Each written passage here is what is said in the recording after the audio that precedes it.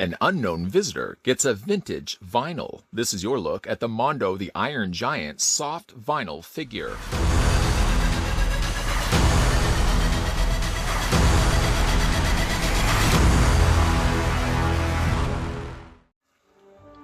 Everyone's favorite giant robot with a heart is now a soft vinyl figure. In collaboration with Unbox Industries, this figure features 10 points of articulation and stands 10.5 inches tall. It comes packaged inside a poly bag and comes included with a card topper.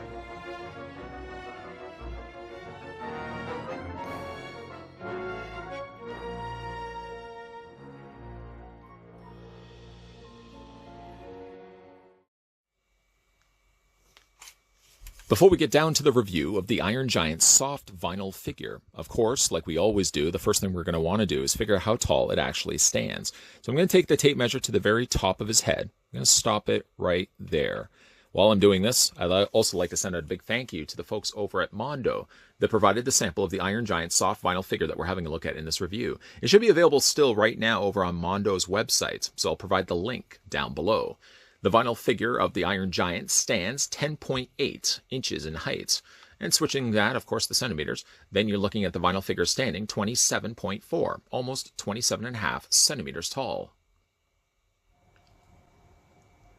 According to Mondo's website, he comes included with a card topper. And being that there was nothing else inside the bag, I'm going to assume that the card topper is this.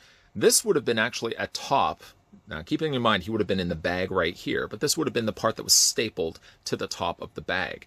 And I guess, yes, technically it could serve as a card topper, something you could display along with it. It tells you exactly what it is, it tells you who it's from, and it tells you that it's a collector's model, not suitable for children under 14 years of age. So yes, in some sense, it is a card topper. I mean, really, when you look at it, it's only something that's going to be stapled to the top of the bag, but sure, why not? You could display it alongside the Iron Giant when you have it on the shelf for yourself. Now, in this review, we're going to be looking at the standard release Iron Giant soft vinyl figure. The reasoning why I say that is because Mondo also put out an exclusive version of this one as well, which is basically the same thing as what we're looking at right now, but the Mondo exclusive also gave you two swappable parts, an arm and a swappable head that gives you that warhead look. Now, if you are somebody that would like the idea of being able to swap out those parts, you could go into the market of trying to find that Mondo exclusive, but I will tell you, it's only of a limited quantity with 300 released worldwide. At the end of the day, I just like the design and look of the Iron Giant as is, so I'm not too disappointed the fact I'm only really looking at the standard release. The warhead option of the head and the swappable arm is a nice touch, but I really like the idea of just displaying the Iron Giant as is, the way he looks through the majority of the movie. With that being said, let's get a closer look at the figure. I'll tell you right out the gate, the one thing that really appeals to me about this particular toy, and I'll call it a toy, is because when I'm looking at this, it looks like a toy I could have had the Iron Giant existed in the 80s. And when I say that, I don't say that in a negative way at all. Quite the contrary. I think it's really neat the fact that Mondo give us a super stylized, limited articulation version of the Iron Giant as of such something that could have existed when we would have been growing up as kids. Now, that being said, we'll go ahead and pick this one up. It's generally quite light, actually, when you pick this up and hold it in your hand. I'm thinking that the majority of the pieces, at least like the legs, for example, the arms, and the torso, are all probably hollow vinyl. I don't suspect this is all solid vinyl at play. Getting a closer look at the head sculpt here, very much looks like the Iron Giant from the movie. Although, again, like his proportions seem slightly off, but I say that really in a good way, especially when it comes to his arms. His arms look like they're really, really large. But I do like the head sculpt quite a bit. The way that they've painted the eyes especially, the center portion being white, the outer area being a pastel yellow, really gives it that sense that it's glowing. I really like the way that that looked. I thought it actually glowed in the dark, but I tried turning off the lights, and I can't seem to get anything to illuminate. I'm thinking it's actually just more so the way it's been colored, and not with the intended purpose of actually being something that could glow in the dark. You can see all the nice details done to it, primarily an all dark gray body, with of course the accented areas in this kind of dark gray, borderlining black. You see the mohawk there on the top of his head, the center front section grill, I suppose, from the bottom of his neck, and then the whole lower chassis area. Now, there is some articulation on this guy, but it's very, very minimal. You can see all the nice little riveted points that they put all around the front section of his torso. He's got some really nice detail on his arms, but I think the one thing I really like the most about this is the amount of care that they put into the torso area here with all, again, those riveted points. He does have, like I said, the ability to move his legs, to move his arms, but they are very, very limited. I do find, though, the smaller sized footprint that he has, and it might just be the fact that his legs, I find like the legs are a little on the loose side, but I find with the smaller footprint of his feet, there's a certain place where when you are putting this guy down on a shelf, for example, I almost feel like you have to, I'll twist him to the side so you guys can see. I almost feel like I have to slightly twist him or bend him slightly so his torso is leaning more, lunging, I suppose, a little bit more further forward. If you have him standing straight up, sometimes I find it throws off his balance, and I don't know if it just is simply his feet that's doing the problems, but I find like his body starts swaying. I'm actually even surprised right now as I'm talking about this that he hasn't fallen over just yet. But I do like the coloring on this guy. Very, again, faithful to the movie. The dark gray and dark black all work really well together.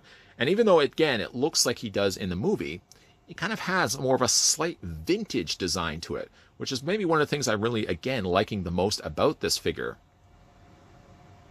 Let's run through the posability on the Iron Giant. Now, looking at his head, you probably would make the same assumption I made when I first got this guy out of the packaging. I thought his head was on a ball joint, and it's not that. It's not that at all. The head rotates all the way around. Yes, it creaks, it squeaks, but it does rotate all the way around, giving you a full 360 turnaround. But you can't hinge the head up, and you can't hinge the head down. So I think what they ended up doing was they only used a peg joint to attach the head to the rest of his neck. As for the arms are the exact same thing. They're just pegged in place. You can rotate the arms all the way around, a full 360 rotation. However, when I noticed a couple of times already, rotating the arms to this point, it seems to get hung up, almost like there's a little bit more friction behind the scenes. It still means you can rotate the arm all the way around, but every single time I get it up to the point where it almost looks like he's lifting off, it always seems to get stuck around that point. Still can rotate it all the way around this way. When you look at the arms, it's misleading. You almost think that there's a joint right there where you can hinge the elbow back and forth. And that isn't the case. That's just sculpting. If you bend the arm at this place, the only thing that you're going to result in doing is breaking the arm right off, breaking it in half right here.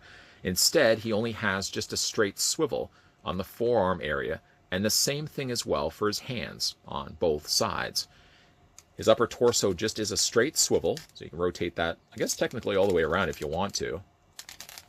And then when it comes to his legs, the same idea as his arms. They only swivel back and forth. With no knee articulation, you can't rotate the lower leg, and you can't rotate the feet at all. So again, he's very limited when it comes to his posability, but really for me, that's not the whole point of this figure. The figure's purpose, for me at least, is when you're looking at this, it feels like a vintage toy.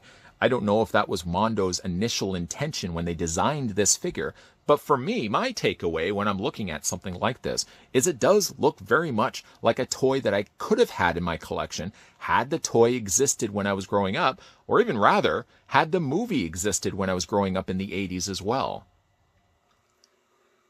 The Iron Giant's soft vinyl figure may not have necessarily the bells and the whistles that some of the previous Iron Giants have possessed. I mean, even really Mondo. Mondo has upped their game from this one, giving us also a 6-scale, quote, mecha Iron Giant, which I'd love to get my hands on at some point. That thing is spectacular to see.